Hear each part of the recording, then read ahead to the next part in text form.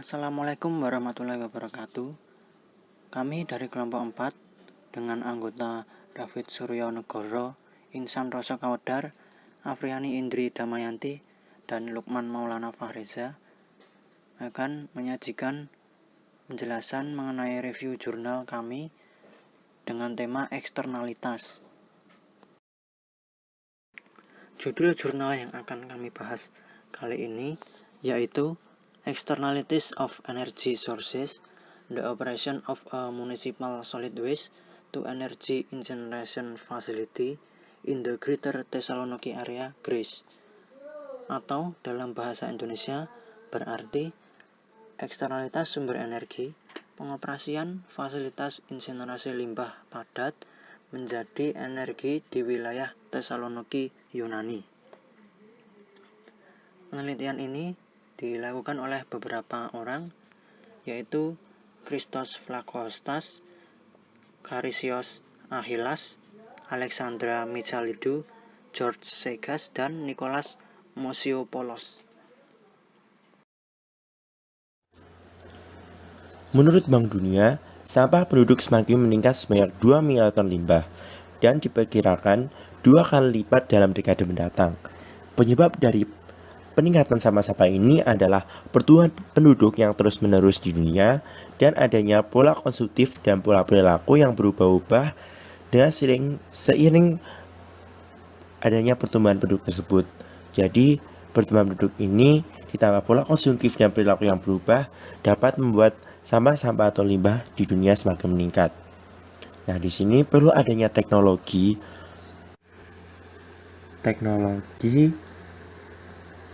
di mana pengolahan limbah padat yang lebih efisien secara lingkungan. Nah, contoh di kehidupan nyata yaitu mengusulkan strategi berbeda untuk mengurangi, menggunakan kembali, mendaur ulang atau memulihkan energi dan membuang sampah kota. Dan demikian pembuangan limbah pada kota di lahan-lahan yang masih merupakan praktik pembuangan paling umum di banyak tempat secara global. Jadi, di sini adanya banyak penumpukan limbah dikarenakan belum adanya teknologi untuk mendaur ulang sampah-sampah tersebut. Dan kebanyakan cara atau paling umumnya orang-orang lebih suka menimbun di tempat-tempat atau lahan-lahan yang kosong. Jadi di situ banyak adanya penumpukan yang membuat sampah-sampah itu semakin banyak dari tahun ke tahun atau dari dekade ke dekade. Di sini diperlukan fasilitas atau teknologi yang memadai untuk mengubah energi menjadi sampah, terutama adanya teknologi baru seperti Waste to Energy Incineration Facilities atau WTIF merupakan teknologi yang paling baik dalam pengolahan sampah. Mengapa dikatakan paling baik? Karena di sini salah satunya solusi dalam pengolahan sampah. Di sini WTIF ini dianggap cara yang efisien untuk mencapai target produksi energi terbarukan yang terus meningkat. Nah, di sini WTF ini lebih mengubah sampah menjadi energi. Jadi sangat diperlukan dan sangat solutif sekali di masa-masa sekarang. Nah, tapi jika kita hanya melihat dari strategi produksi energi, banyak masalah-masalah yang muncul, yaitu masalah keuangan, dan kita juga harus mempertimbangkan aspek lingkungan dan sosial, terutama kesehatan sebagai tujuan pembangunan yang berkelanjutan.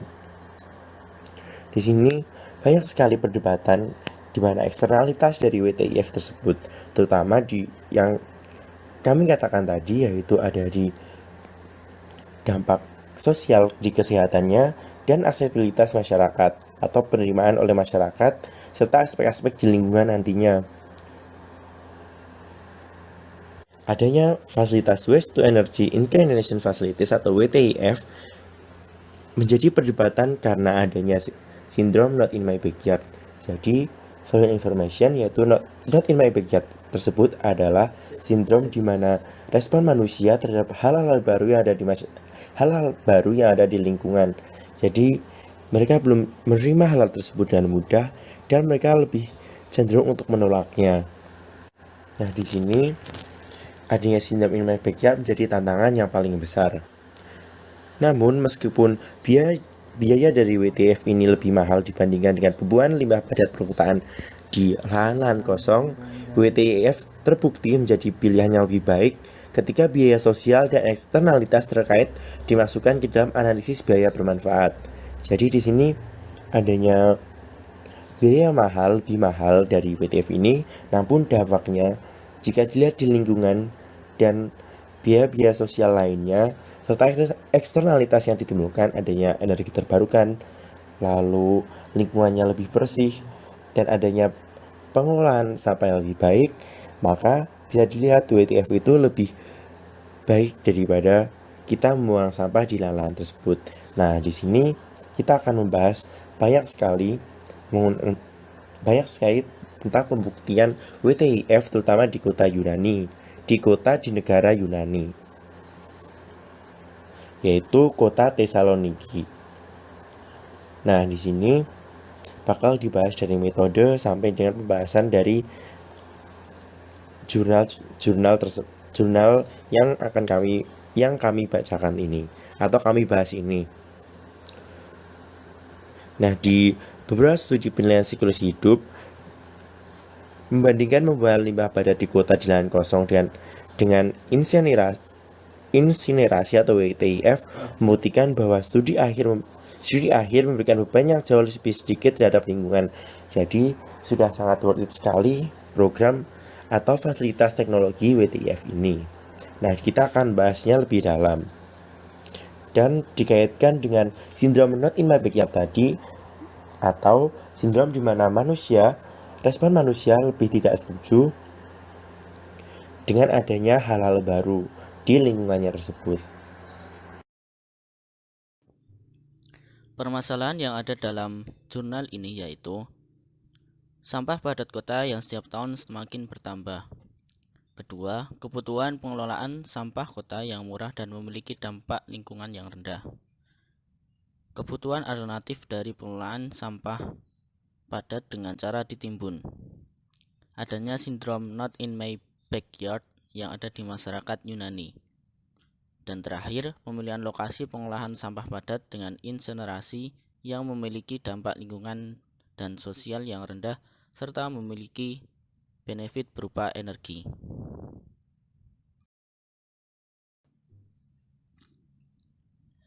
Research question dari jurnal ini adalah bagaimana pengolahan sampah padat dengan cara insinerasi dapat menjadi alternatif pengolahan sampah padat yang murah, berdampak rendah pada lingkungan, dan memiliki benefit.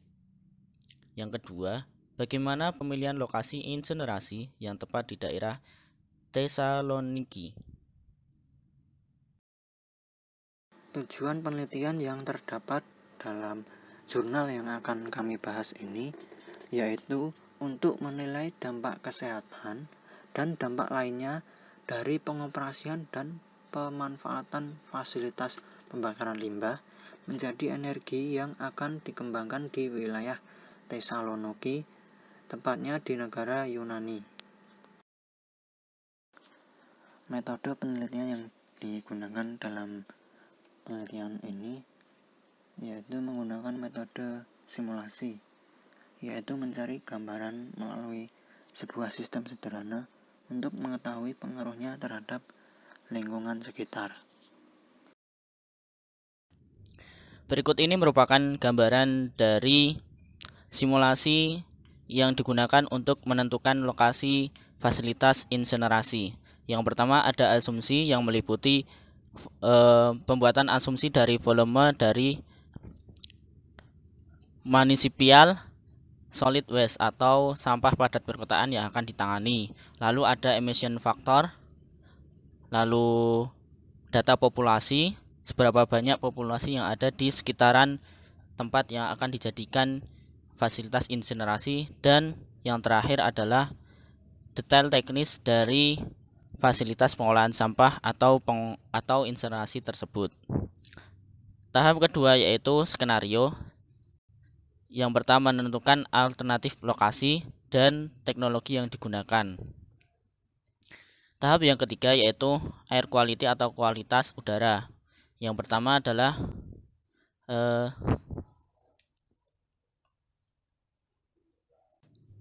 selection polutan atau pemilihan atau seleksi dari polutan, lalu determinasi air quality model,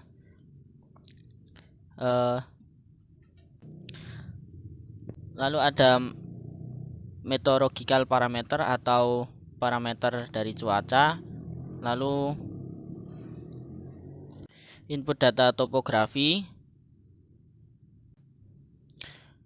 ada estimation of concentration atau estimasi dari konsentrasi udaranya, dan kalkulasi penyebaran dari polutan. Tahap selanjutnya adalah health impact assessment atau penilaian dampak kesehatan. Yang pertama ada selection of GRFs, concentration response function, yang merupakan elemen penting untuk perkiraan dampak kesehatan yang harus dihitung. Selanjutnya ada determination of health endpoint atau penentu titik akhir kesehatan, dan yang terakhir adalah estimasi dari dampak kesehatan yang diakibatkan oleh fasilitas insinerasi. Tahap yang kelima yaitu eksternalitas.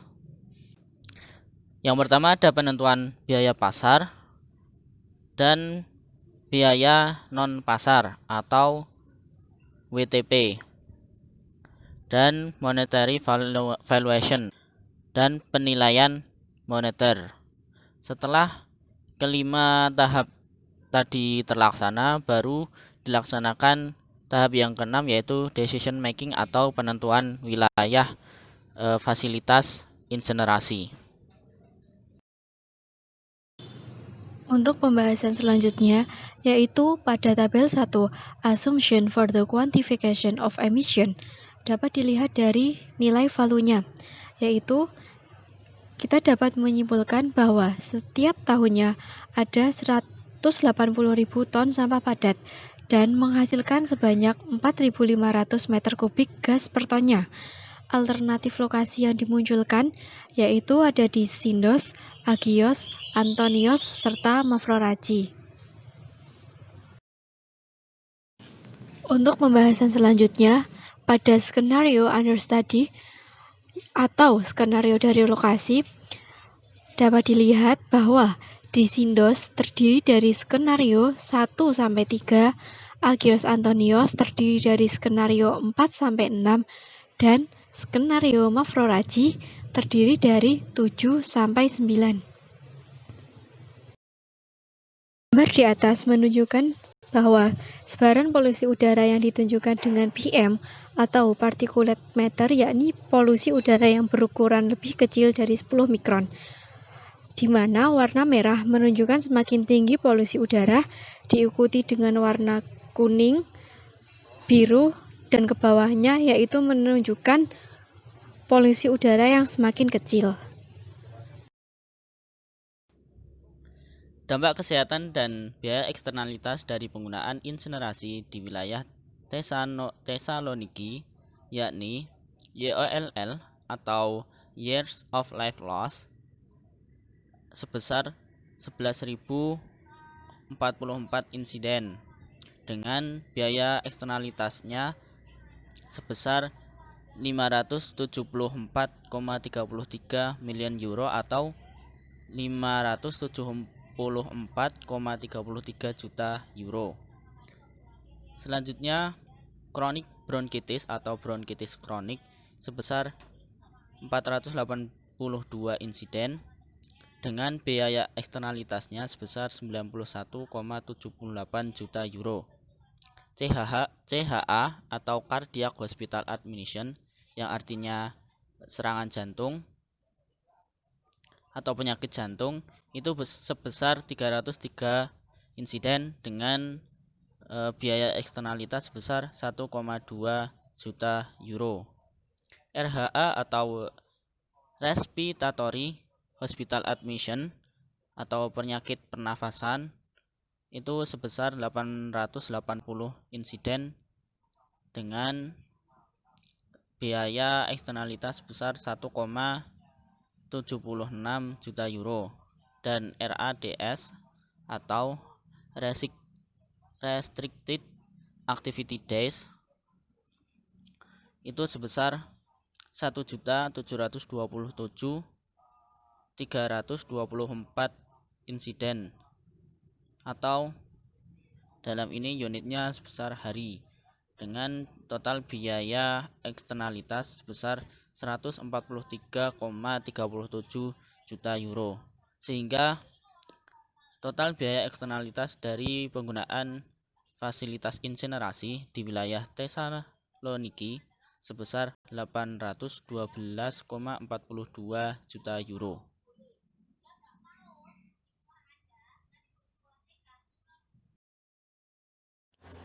Nah, di kesimpulan ini, Waste to Energy Incineration Facilities atau WTEF merupakan cara yang efisien dalam mencapai target produksi energi yang terbarukan.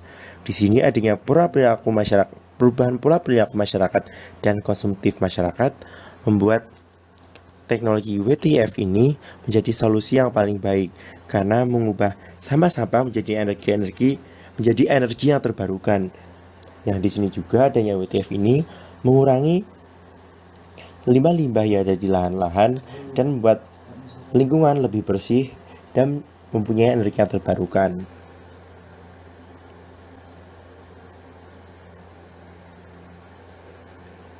Di kesimpulan ini, terdapat inti yaitu pengembangan strategi pengelolaan sampah yang optimal tidak hanya mendesak di wilayah perkotaan dan segi lingkungan. Jadi, di lingkungan industri ekonomi juga diperlukan pengelolaan limbah yang baik. Di sini, pada penelitian ini kita dapat simpulkan bahwa pemilihan tempat di perkotaan padat penduduk juga dapat menimbulkan sindrom not in my backyard. Nah, sindrom ini muncul karena WTF ini berdampak di lingkungan dan sekitar lingkungan perkotaan padat penduduk. Sebaiknya pemilihan tempat WTF adalah di lingkungan industri. Nah, mengapa di lingkungan industri? Karena di lingkungan padat penduduk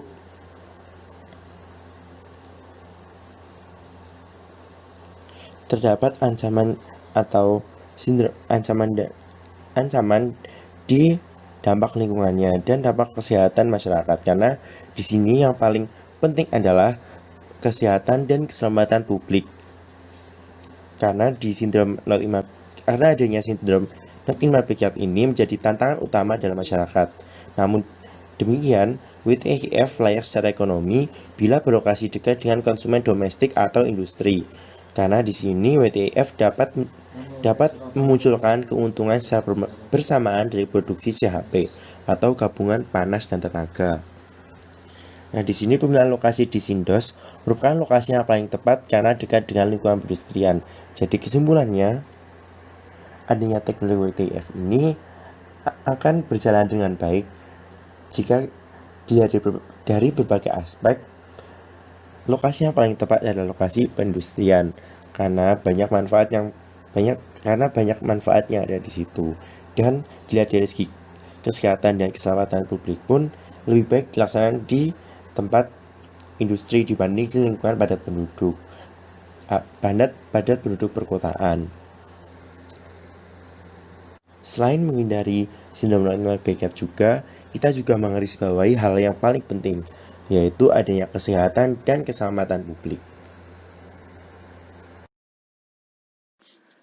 Dari jurnal yang telah kami bahas sebelumnya, kami juga memberikan rekomendasi kebijakan, yakni sebagai berikut. Kami berharap pemerintah Yunani dapat mempertimbangkan lokasi yang dekat dengan industri dalam merealisasikan teknologi WTEF ini. Yang selanjutnya, kami juga berharap pemerintah Yunani dapat memberikan atau mengalokasikan dana yang lebih besar dalam mengembangkan teknologi WTEF ini, sehingga nantinya dapat memberikan dampak positif bagi masyarakat sekitar. Dari jurnal yang telah kami bahas sebelumnya, kami memberikan beberapa saran, yaitu sebagai berikut. Yang pertama, fasilitas pembakaran limbah menjadi energi atau WTEF sebaiknya didirikan di wilayah industri, sehingga tidak memberikan dampak yang signifikan terhadap masyarakat sekitar. Karena pada umumnya di wilayah industri tersebut, kepadatan penduduknya relatif rendah. Yang kedua, yaitu memaksimalkan fasilitas pembakaran limbah menjadi energi. Hal ini tentunya harus dimanfaatkan betul oleh masyarakat sekitar agar mereka tidak lagi membuang sampah sembarangan atau membuang sampah ke lahan-lahan kosong yang dapat menimbulkan kerusakan lainnya. Yang ketiga, yaitu mengembangkan teknologi terbaru yang relatif murah dan ramah lingkungan, sehingga fasilitas pembakaran limbah tadi dapat digunakan secara efektif dan efisien. Yang terakhir atau keempat, yaitu masyarakat sebaiknya menggunakan bahan-bahan yang mudah didaur ulang dalam menjalani aktivitas sehari-hari. Hal ini dilakukan agar sampah-sampah yang dihasilkan oleh masyarakat nantinya dapat diolah kembali dan dapat dijadikan produk yang bermanfaat bagi kehidupan sehari-hari. Selanjutnya, kami juga memberikan kritik terhadap jurnal yang telah kami bahas. Yang pertama ada kritik positif, yaitu penelitian dalam jurnal menggunakan metode simulasi, sehingga memberikan pengetahuan baru bagi para pembaca. Selanjutnya ada kritik negatif, yaitu penjelasan dalam jurnal sulit untuk dipahami oleh orang awam, karena memang banyak terdapat istilah-istilah yang sulit untuk dipahami. Selanjutnya, metode dan rumusan masalah tidak dijelaskan secara mendetail, sehingga perlu untuk membaca berulang-ulang agar mengetahui masalah-masalah apa saja yang dibahas dalam penelitian tersebut. Terima kasih kepada teman-teman semua yang telah menyaksikan dan mendengarkan penjelasan dari kelompok kami. Semoga bermanfaat. Kurang lebihnya mohon maaf. Wassalamualaikum warahmatullahi wabarakatuh.